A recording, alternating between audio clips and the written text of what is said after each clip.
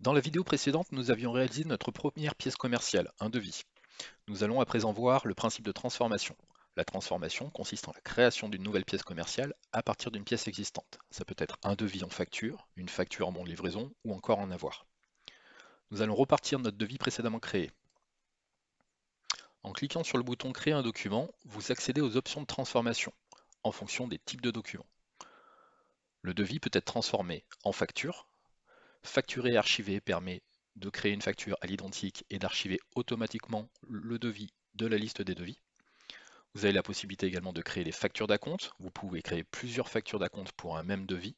Transformer votre devis en facture vous permettra de générer la facture de solde. Le devis peut également être transformé en bon de commande client ou fournisseur ou en bon de livraison. Enfin, une dernière option est disponible, la facture de situation, qui est visible uniquement sur la formule UP de Limpid. La facture de situation vous permet de créer des factures de situation et d'indiquer un pourcentage d'avancement de réalisation de votre chantier ou de votre projet. Vous pouvez créer X situations et transformer votre devis en facture pour générer la facture de clôture. Nous allons à présent transformer notre devis en facture en cliquant sur l'option.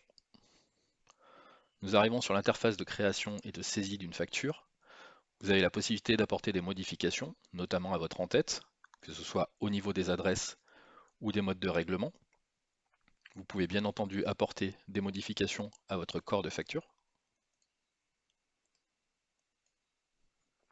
Une fois la facture réalisée, vous pouvez la valider. La facture se génère automatiquement en brouillon. C'est indiqué par le numéro de souche qui est temporaire, mais également par le statut. Vous pouvez lancer un aperçu avant impression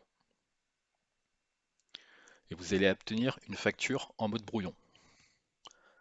Si vous souhaitez obtenir une édition définitive ou l'envoyer par email, vous devez valider votre facture. Pour cela, vous allez devoir modifier le statut de votre pièce en passant de brouillon à traiter. L'application va valider la facture, vous générez un numéro de souche définitif et faire apparaître de nouvelles options. L'impression, cette fois, est définitive. Le bouton Envoyer par email apparaît. Une facture à traiter envoyée par mail passera automatiquement sur le statut remise pour indiquer qu'elle a été remise au client. Une action supplémentaire s'est passée lors de la validation de la facture, c'est le transfert en comptabilité. Si nous nous connectons à notre dossier comptable lié à l'application Limpid, que nous rafraîchissons la liste des écritures, nous pouvons constater l'apparition d'une écriture ainsi que de la pièce jointe directement dans le journal des ventes.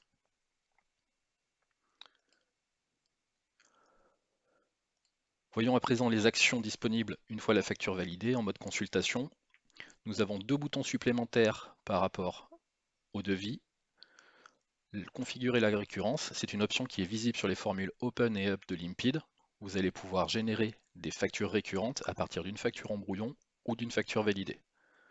Pour configurer la récurrence, activez la récurrence à partir du bouton. Vous allez pouvoir configurer votre récurrence, définir à quel moment la facture se génère, s'il y a une fin de récurrence, et définir l'option de facturation, c'est-à-dire dans quel état la facture va être générée. Est-ce qu'elle se génère en brouillon ou est-ce que vous souhaitez la générer directement validée?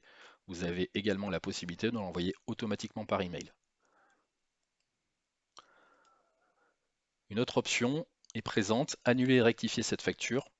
Si vous souhaitez annuler une facture, vous devez passer par cette option de transformation qui va vous générer un avoir total de la facture et également dupliquer la facture initiale pour vous permettre d'y apporter des corrections. Une fois votre facture validée, vous la retrouvez dans la liste des factures avec son statut de création.